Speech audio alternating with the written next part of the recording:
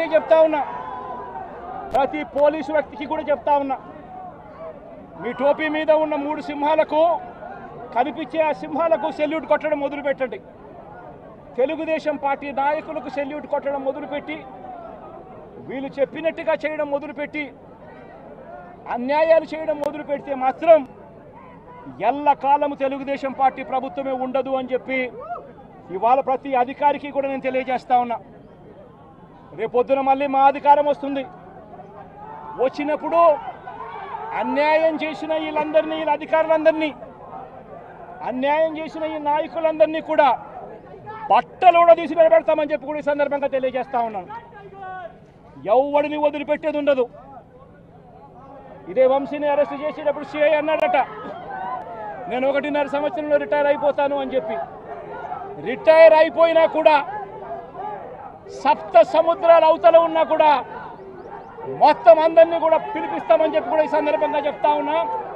చట్టం ముందు నిలబడేట్టుగా చేస్తాం, బట్టలు ఊడదీస్తాం, న్యాయం జరిగేట్టుగా చేస్తాం అని ప్రతి ఒక్కరికి కూడా తెలియజేస్తా ఉన్నాం.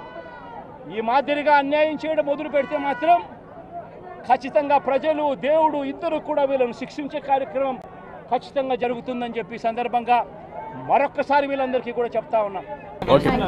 క్లారిటీ వచ్చిందా మీకు అందరికీ? మిరప మీద క్లారిటీ వచ్చిందా? ఇంకా తెలుగు వాళ్ళకి ఏమన్నా కొంచెం క్లారిటీ కావాలన్నా? మిరప వాట్ ఐఎమ్ సేయింగ్, రాజకీయాల కోసం చేయడం కాదు. రాజకీయాలు ప్రజల సమస్యల పరిష్కారం కోసం చేయడం రాజకీయం. ఈ రాష్ట్రంలో, ఈ దేశంలో కొంతమంది మాట్లాడుతూనే ఉంటారు సమస్యల పరిష్కారం చేయకుండా. ఎన్డీఏ ప్రభుత్వం ఆంధ్రప్రదేశ్లో చిత్తశుద్ధిగా ఉన్నాం. ఏ రైతుకు ఇబ్బంది లేకుండా చేయడం కోసం అన్ని విధాల ప్రయత్నం చేస్తున్నాం.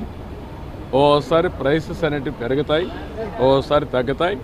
తగ్గినప్పుడు ప్రభుత్వం కూడా రైతు నష్టపోకుండా వీళ్ళంత కోసం కాపాడాలనుకుంటాం. అట్లని చెప్పేసి ఎవ్వరూ ఏం చేయని వాళ్ళు కూడా ఇప్పుడు వచ్చి మాట్లాడే పరిస్థితికి వస్తారు. మొట్టమొదటిసారిగా మిరప రైతులకు నష్టపరిహారం చెల్లించిన ప్రభుత్వం తెలుగుదేశం ప్రభుత్వం. 138 కోట్లు ఎప్పుడో ఇచ్చాం. మళ్ళీ రెండోసారి ఏదైనా డబ్బులు ఇస్తున్నా అంటే ఎన్డీఏ ప్రభుత్వం ఇస్తున్నాం. మాట్లాడేవాళ్ళు ఒక పైసా ఇవ్వలేదు, ఏమి చేయలేదు, ఏమి చేసింది కూడా ఏమి లేదు.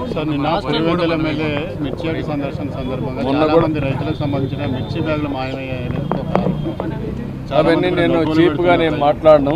కానీ వాళ్ళ అన్యాయం జరిగింది అంటే బాధ్యత లేకుండా వెళ్ళడం. ఏదైతే మీరు ఒకసారి చూస్తే కోడ్ ఆఫ్ కాండక్ట్ ఉంది. కోడ్ ఆఫ్ కాండక్ట్ అనేది రాజకీయ పార్టీలకు వర్తిస్తుంది, కంటెస్ట్ చేసే అభ్యర్థులకు పనిచేస్తుంది, అధికార యంత్రాంగానికి పనిచేస్తుంది. కానీ విచిత్ర వాదన, మేము మాత్రం మాకు కోడ్ ఆఫ్ కాండక్ట్ లేదు, మేము ఎక్కడికైనా పోతాం అని వైలేట్ చేసి ఒకసారి ఎలక్షన్ కమిషన్ ఆర్డర్ ఇచ్చిన తర్వాత మీరు రావడానికి వీలు లేదంటే ప్రజాస్వామ్యం నిలిపేయాలి. దట్టు ఎలక్షన్ కమిషన్ ఇచ్చిన తర్వాత మీరు ఎవరు పోవడానికి? ఎలక్షన్ కమిషన్ కంటే మీరు గొప్పవాళ్ళు కాదు కదా. మీ రాజకీయ పార్టీ కానీ ఏ రాజకీయ పార్టీ కానీ ఈరోజు నడుస్తున్నాయంటే ఎన్నికల కమిషన్ గైడ్ లైన్స్ ప్రకారం మనం నడుస్తున్నాం.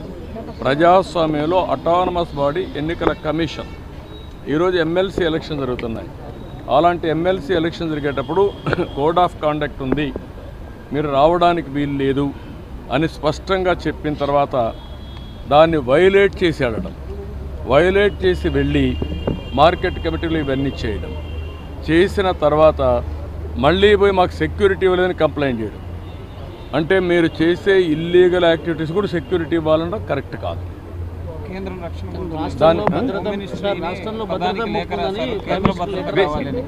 దిస్ ఈజ్ వేర్ నేను అనేదంటే ఎప్పుడు కూడా రాజకీయ పార్టీల్లో ఉండే నాయకులం ప్రజాస్వామ్యయుతంగా ప్రవర్తించాలి.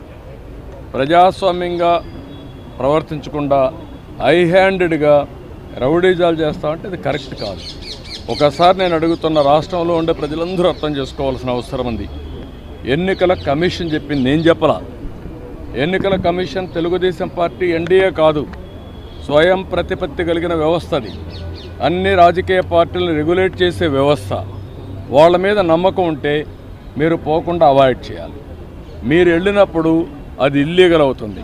మీరు ఇల్లీగల్ యాక్టివిటీకి పోలీస్ ప్రొటెక్షన్ ఇవ్వడం ఎక్కడన్నా మనం చూసామా? మీరు అడగడం ఏంటి? నువ్వు పోయిందే ఐ హ్యాండెడ్గా ఇల్లీగల్ యాక్టివిటీ చేసినప్పుడు నాకు పోలీసులు కూడా రావాలన్నా వెనకాలంటే రేపు రాబోయే రోజు నువ్వు నేరాలు చేస్తానంటే పోలీసులు చూస్తూ మీ దగ్గర రావాలన్నా? ఇది కరెక్ట్ అప్రోచ్ కాదు. ఇది నాకు సంబంధించిన విషయం కాదు, ఎన్నికల కమిషన్ విషయం. కానీ వచ్చింది కాబట్టి చెప్పాల్సి వస్తూ ఉంది. ఇది ప్రజాస్వామ్యాలను చాలా చూశాను. ఇలాంటి రాజకీయ నాయకుల్ని, ఇలాంటి రాజకీయ పార్టీలను ఎప్పుడు చూడలేదు, ఇంతవరకు ఎవరికి రాలేదు. ఒక రకమైన హంగామా సృష్టించారు. దాంతో రైతులు మార్కెట్లో ఉండే వాళ్ళు కూడా బయటకు పారిపోయే పరిస్థితి. నేనేమంటానంటే సమస్య పరిష్కారం చేయడానికి అనేక మార్గాలు ఉన్నాయి. ముఖ్యమంత్రికి లెటర్ రాయొచ్చు, లేకపోతే మంత్రికి లెటర్ రాయొచ్చు, లేకపోతే ప్రెస్ ద్వారా చెప్పచ్చు, లేకపోతే గవర్నర్కి రిప్రజెంట్ చేయొచ్చు, లేకపోతే కేంద్ర ప్రభుత్వానికి వచ్చి చెప్పచ్చు. అట్లా చేయకుండా వాళ్లకు అసౌకర్యం కలిగించే విధంగా లేకపోతే అసెంబ్లీలో మాట్లాడచ్చు. మార్గాలు అనేక ఉన్నాయి రాజకీయ పార్టీలకి. ఆ పార్టీలు అవలంబించే తీరు చాలా ముఖ్యం. ఆ విషయం గుర్తుపెట్టుకోండి. అన్నీ చూస్తారు కదా మీరు రేపు. Thank you.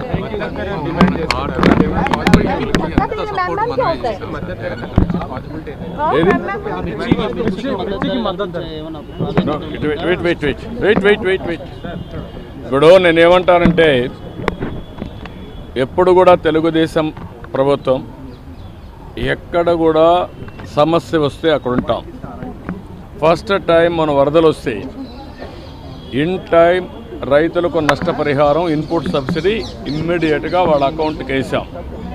మొన్నే వరిధాన్యం పాత బకాయిలు 1500 కోట్లు 1600 కోట్లుంటే పాత బకాయిలన్నీ క్లియర్ చేశాం. అదే సమయంలో మొన్న మేము ప్రొక్యూర్ చేస్తే దగ్గర 7,500 కోట్ల రూపాయలు 48 అవర్స్ టైం పెట్టుకొని 48 గంటల్లో వాళ్ళు ఇచ్చిన వెంటనే ఆ డబ్బులను వాళ్ళ అకౌంట్లో వేసాం. ఇలాంటివి మైక్రో ఇరిగేషన్ పూర్తిగా నిలిపేస్తే మైక్రో ఇరిగేషన్ మళ్ళా ఇచ్చి స్ట్రీమ్ లైన్ చేసాం. ఈరోజు కాటన్ పూర్తిగా ఇదైతే దాన్ని కూడా స్ట్రీమ్ లైన్ చేసాం. ఒకటి కాదు, ఈరోజు టమోటా రైతులు ఇబ్బందుల్లో ఉంటే దాన్ని టేకప్ చేస్తున్నాం. ఎక్కడ ఏ సమస్య ఉంటే అక్కడ తెలుగుదేశం పార్టీ ఉంటుంది, రైతులను ఆదుకుంటాం. అదే సమయంలో ఎవరైనా సరే రైతుల ఇంట్రెస్ట్ కోసం చెప్తే వింటాం, వాస్తవాలుంటే యాక్ట్ చేస్తాం.